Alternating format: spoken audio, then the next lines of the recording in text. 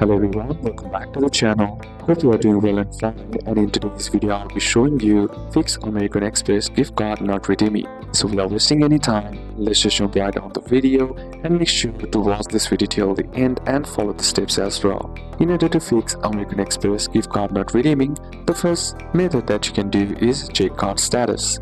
Make sure your Amex gift card is activated. To do it, simply head over and open up your browser. Then on the search bar type in balance.amexgiftcard.com. Then once you're inside the page, simply tap on the three horizontal bar and you'll find that activate option right here. Simply select that.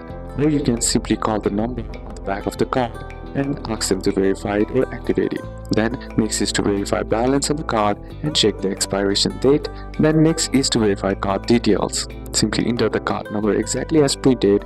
Enter the CID or security code on the back of the card and make sure there are no typos or extra spaces. The next method that you can do is check merchant acceptance. Ensure the merchant accepts American Express. Some online stores may not accept gift cards or may require billing address verification.